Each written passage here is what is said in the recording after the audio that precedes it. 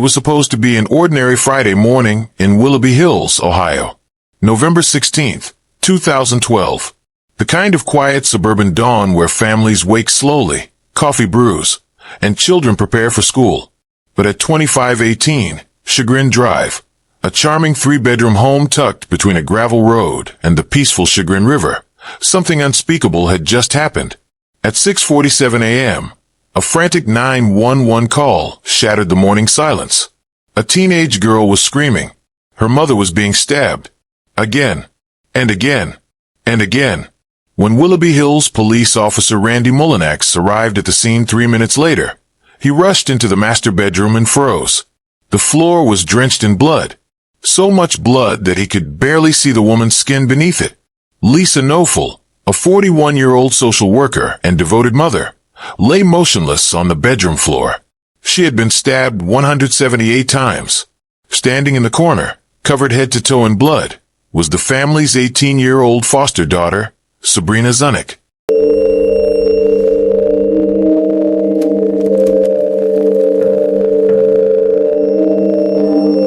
She was still holding the serrated kitchen knife. Her hands were trembling. Her eyes were vacant. Officer Mullinax would later tell Dateline, "It looked like she literally showered in blood." Before we go further, if you believe stories like Lisa's deserve to be told, subscribe to Crime 7 right now.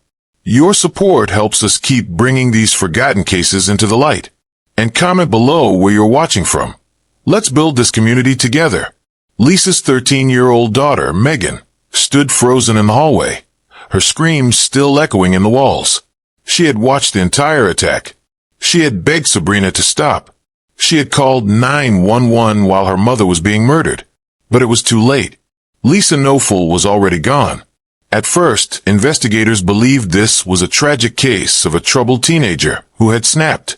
A foster child with a dark past who lashed out at her foster mother in a moment of uncontrollable rage.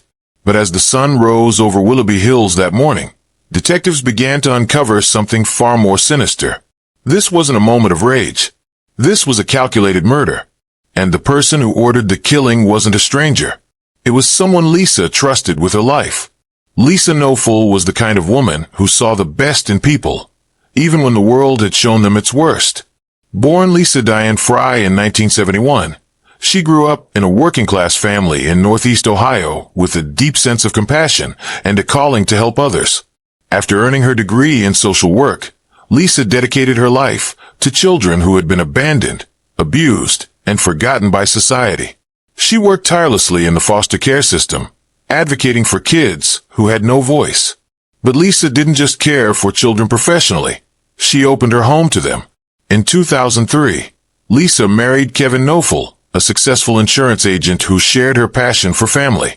Together, they raised Lisa's biological daughter, Megan, and opened their home to foster children who desperately needed stability and love. Lisa treated every child who came through her door as if they were her own. She cooked them meals, helped with homework, attended school events, and stayed up late talking through their trauma. Friends described her as selfless, warm, and endlessly patient. Lisa had this way of making you feel safe. One foster child later recalled, "She never gave up on anyone." But Lisa's biggest heart went to Sabrina Zunich, a troubled teenager who entered the Knoefel home in 2010. Sabrina had spent most of her life bouncing between foster homes, juvenile detention centers, and group facilities. She had a history of violence, theft, and emotional instability. Most foster parents had given up on her. But not Lisa. Lisa believed Sabrina could change. She fought to adopt her, even when others warned her it was too risky. In 2012, after 2 years of care, Lisa officially adopted Sabrina, giving her the family she had never had. Lisa believed love could heal anything. She believed Sabrina was worth saving. She had no idea that the girl she called her daughter was already planning to kill her. Willoughby Hills, Ohio, is a quiet, tree-lined suburb just 20 miles east of Cleveland. With a population of fewer than 10,000 people, it's the kind of place where neighbors know each other's names, doors are left unlocked, and violent crime feels like something that happened somewhere else. The Knoefel home sat on Chagrin Drive, a peaceful street that backed up to the Chagrin River, where families fished in the summer and walked their dogs in the fall. It was the picture of suburban safety. But beneath the surface, the Knoefel household was far from perfect. By 2012, Lisa and Kevin's marriage was falling apart. The stress of fostering troubled children, Kevin's long work hours, and growing financial pressures had taken their toll. The couple argued frequently, and Kevin had begun spending more time away from home. Lisa, ever the caretaker, tried to hold the family together, but the cracks were widening. Sabrina, now 18 years old and legally adopted, was still struggling with her past. She had a volatile temper, a history of lying, and an inability to connect emotionally with others. Despite Lisa's love and support, Sabrina felt like an outsider in her own home.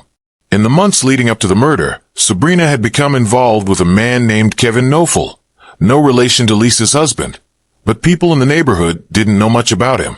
What they didn't know was that this man would become the puppet master in a murder plot so twisted, it would shock even the most seasoned detectives. The setting was perfect for tragedy. A loving mother trying to save a broken child, a household unraveling under pressure, and a manipulative predator waiting in the shadows, ready to exploit every crack in the foundation. November 16th, 2012, began like any other day in the Knoefel household. Lisa woke early, as she always did, preparing breakfast for her daughters and getting ready for work. She had no idea it would be the last morning she would ever see. Megan, her 13-year-old daughter, was already awake, getting ready for school. Sabrina, who had recently turned 18, was still in bed. Or at least, that's what Lisa thought. What Lisa didn't know was that Sabrina had been awake for hours, pacing her room, rehearsing the plan in her mind. She had been promised $10,000 if she followed through. All she had to do was wait for the right moment. At around 6:30 a.m., Lisa went into her bedroom to get dressed. Megan was in the hallway, brushing her teeth. Sabrina quietly slipped into the kitchen and grabbed a serrated knife from the drawer. She gripped it tightly, her knuckles white. Then she walked down the hallway toward Lisa's bedroom. Megan saw her pass by and thought nothing of it, until she heard her mother scream. Megan dropped her toothbrush and ran toward the bedroom. What she saw would haunt her forever. Sabrina was on top of Lisa, stabbing her over and over and over again. Lisa tried to fight back, but she was no match for the younger, stronger Sabrina. Blood sprayed across the walls, the bed, the floor. Lisa's screams turned into gasps, then silence. If you're still with us, we need your help. Subscribe to Crime 7, so we can keep telling these stories. Comment where you're watching from. Your support means everything to this channel. Megan stood frozen in the doorway, unable to move, unable to scream. Finally, she ran to the phone and called 911. "My mom is being stabbed," she cried. "Please hurry. She's dying." The dispatcher stayed on the line, trying to keep Megan calm, but it was too late. By the time Officer Mulinax arrived 3 minutes later, Lisa Knoefel was already dead. Sabrina stood in the corner, drenched in blood, the knife still in her hand. She didn't run. She didn't resist. She simply stood there, staring at the floor, as if waiting for someone to tell her what to do next. Megan, traumatized and shaking, would later tell investigators that Sabrina had looked at her during the attack and said, "I'm sorry." But she didn't stop. In the hours following the murder, detectives from the Willoughby Hills Police Department and the Lake County Sheriff's Office descended on the Knoefel home. The scene was one of the most brutal they had ever witnessed. Lisa Knoefel had been stabbed 178 times. The attack was so savage, so prolonged, that it couldn't have been a crime of passion. This was rage. This was overkill. But the question was, why? Sabrina Zunich was immediately taken into custody. She was covered in blood, holding the murder weapon, and had been seen by Megan committing the crime. The evidence was overwhelming, but when detectives sat down to interview Sabrina, they realized something wasn't adding up. Sabrina wasn't crying. She wasn't emotional. She wasn't even particularly upset. She answered their questions in a flat, monotone voice, as if she were reciting lines from a script. "I don't know why I did it," she said. "I just snapped." But detectives didn't believe her. The attack was too methodical, too sustained. And there was something else, Sabrina's phone records. In the days leading up to the murder, Sabrina had been in constant contact with someone who had been texting her instructions, encouragement, and promises of money. That someone was Kevin Knoefel, Lisa's estranged husband and Sabrina's adoptive father. Detectives pulled Kevin in for questioning. At first, he denied everything. He claimed he had been at a hotel in Cleveland the night before the murder and knew nothing about it. But his phone records told a different story. In the weeks leading up to Lisa's death, Kevin had exchanged over 2,600 text messages with Sabrina. Many of them were explicit, sexual, and inappropriate. Others were about the murder. "You have to do it." One message read, "I'll take care of you. We'll be together." Kevin had been grooming Sabrina for months, manipulating her emotionally and sexually, and convincing her that killing Lisa was the only way they could be together. He had promised her $10,000 from Lisa's life insurance policy. He had promised her love, security, and a future. All she had to do was kill his wife. As investigators dug deeper, the true horror of the case began to emerge. This wasn't just a murder. This was a calculated, premeditated plot orchestrated by a man who had sworn to protect Lisa, but instead betrayed her in the most unimaginable way. Kevin Knoefel had spent years building a life with Lisa, raising children with her, and presenting himself as a devoted husband and father. But behind closed doors, he was drowning in debt, resentment, and a desire for a new life. He wanted Lisa's life insurance money. He wanted to be free of his marriage. And he wanted Sabrina. Kevin had begun grooming Sabrina shortly after she moved into the Knoefel home in 2010. At first, it was small gestures, compliments, gifts, private conversations. But over time, the relationship became sexual. Sabrina, who had spent her entire life seeking love and validation, was easy prey for Kevin's manipulation. He made her feel special, wanted, and loved in a way she had never experienced before. He told her that Lisa was the only thing standing between them. He told her that if Lisa were gone, they could be together, and he would take care of her forever. Sabrina believed him. Text messages recovered from Kevin's phone painted a chilling picture. "I need you to be strong," he wrote to Sabrina days before the murder. "This is the only way." In another message, he detailed how she should carry out the attack, when to do it, what weapon to use, and how to make it look like a random act of violence. He even promised to pay her $10,000 from Lisa's life insurance policy once the deed was done. On the morning of November 16th, Kevin sent Sabrina a final message. "Today is the day. Don't let me down." Sabrina, desperate for his approval and terrified of losing him, followed through. She walked into Lisa's bedroom and stabbed her 178 times, not because she hated Lisa, but because she thought it was the only way Kevin would love her. The hidden truth was devastating. Lisa hadn't been killed by a troubled foster child. She had been killed by the man she loved and the girl she had tried to save. For weeks after the murder, Kevin Knoefel maintained his innocence. He insisted he had nothing to do with Lisa's death and that Sabrina had acted alone. He played the grieving widower, attending Lisa's funeral, comforting Megan, and telling anyone who would listen that he was devastated by the loss of his wife. But detectives weren't buying it. They had the text messages. They had the phone records. And they had Sabrina, who, after days of interrogation, finally broke down and told them the truth. In a recorded confession, Sabrina admitted that Kevin had been the mastermind behind the murder. She described how he had groomed her, manipulated her, and convinced her that killing Lisa was the only way they could be together.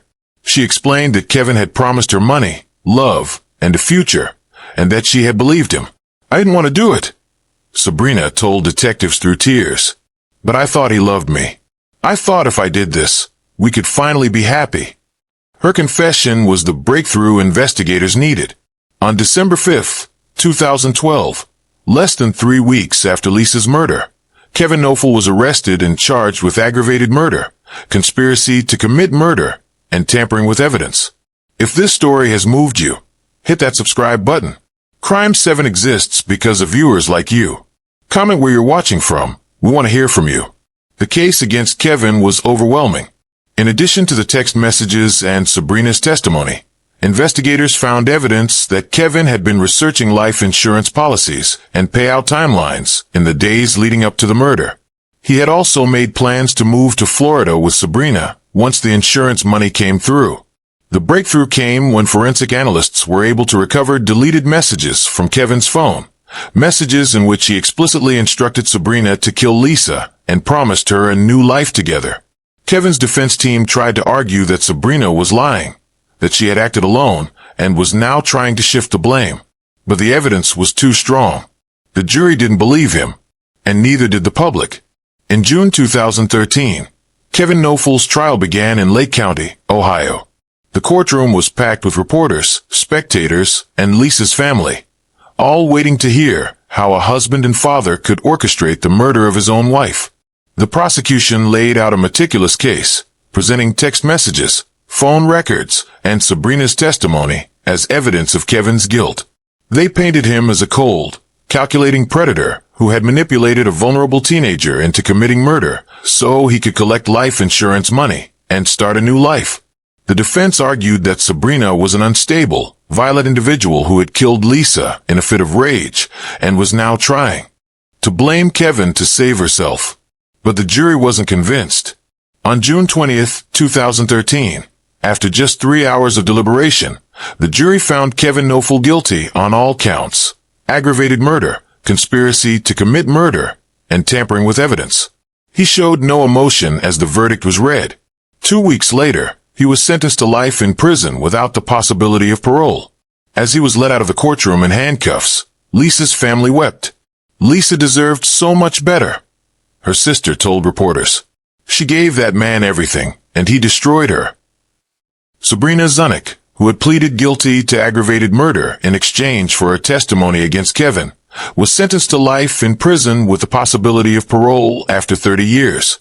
She was 18 years old at the time of sentencing. During her sentencing hearing, Sabrina addressed the court and Lisa's family. "I know I can never take back what I did," she said, her voice barely above a whisper. "I loved Lisa. She was the only person who ever cared about me. And I killed her. I have to live with that every day." Megan Knoefel, who had witnessed her mother's murder, was placed in the care of Lisa's family. She has since refused to speak publicly about the case, but those close to her say she is still haunted by what she saw that morning. The trial revealed the full extent of Kevin's betrayal, not just to Lisa, but to his children, his community, and the foster care system that had trusted him with vulnerable children. The aftermath was devastating for everyone involved. As the courtroom emptied and the media moved on to the next story, those who knew Lisa Knoefel were left with a painful question. How could someone who dedicated her life to helping others be betrayed so completely by the people she loved most? Lisa had spent years fighting for children who had been abandoned, abused, and forgotten. She had opened her home, her heart, and her life to a teenager no one else wanted. And in return, that teenager, manipulated by Lisa's own husband, had taken her life in the most brutal way imaginable. The case forced everyone who followed it to confront uncomfortable truths about trust, manipulation, and the fragility of goodness in a world that doesn't always reward it. Lisa's story is a reminder that evil doesn't always announce itself. It doesn't always come from strangers in the night. Sometimes, it comes from the people we sleep next to, the people we trust with our children, the people we believe would never hurt us. Kevin Knoefel had stood beside Lisa at their wedding. He had raised children with her. He had watched her pour her heart into saving broken kids. And then, when it suited him, he decided she was worth more dead than alive. The reflection here isn't just about Lisa's murder. It's about the systems that failed Sabrina Zunich, a girl who had been passed from home to home, facility to facility, until she landed in the care of a man who saw her not as a child to protect, but as a weapon to wield. If you've made it this far, you're part of the Crime 7 family. Comment where you're watching from. We want to connect with you. Sabrina's story is tragic in its own right. She was a victim long before she became a killer. But that doesn't absolve her of responsibility. She made a choice, a horrific choice, and a woman who loved her paid the ultimate price. The case raises difficult questions about accountability, manipulation, and whether someone like Sabrina, abused, neglected, and groomed, can ever truly be held to the same moral standard as others. These are questions without easy answers, but they're questions worth asking, Because cases like this don't happen in a vacuum. They happen when systems fail, when warning signs are ignored, and when people like Kevin Knoefel are allowed to prey on the vulnerable without consequence. Lisa Knoefel's murder left a scar on Willoughby Hills that has never fully healed. Her friends, family, and colleagues remember her as a woman who gave everything to help others and asked for nothing in return. In the years since her death, her family has worked to honor her memory by advocating for foster children and raising awareness about the dangers of manipulation and abuse within the foster care system. A scholarship fund was established in Lisa's name to support social workers and foster families who continue the work she believed in so deeply. Her daughter, Megan, now an adult, has chosen to live her life privately, away from the media spotlight. But those who knew her say she carries her mother's compassion and strength. Kevin Knoefel remains in prison, serving a life sentence without the possibility of parole. He has never publicly expressed remorse for his actions. Sabrina Zunich, now in her early 30s, is also still incarcerated. She will be eligible for parole in 2042, when she is 48 years old. In interviews from prison, Sabrina has said that she thinks about Lisa every day and wishes she could go back and change what she did. But words, no matter how sincere, can never bring Lisa back. The legacy of this case is a complicated one. It's a story about the best of humanity, a woman who devoted her life to saving children, and the worst of it, a man who destroyed her for money and control. Thank you for watching Crime 7. If you believe the truth deserves to be told, subscribe now. These stories matter. These victims matter. And your support keeps this channel alive. In the end, Lisa Knoefel's murder wasn't just about a crime. It was about the cost of compassion in a world that doesn't always protect the compassionate. It was about the dangers of trust when placed in the wrong hands. And it was about a girl who was failed by every system meant to protect her, until she became a killer herself. The case reminds us that true crime isn't just about solving mysteries or catching criminals. It's about understanding the human stories behind the headlines, the victims who deserve better, the families left behind, and the uncomfortable truths we'd rather not confront. Lisa Knoefel deserved better. Her legacy is a call to action, to protect the vulnerable, to question the people we trust, and to never forget that behind every case file is a real person whose life mattered. Comment where you're watching from. Let's keep Lisa's memory alive, together.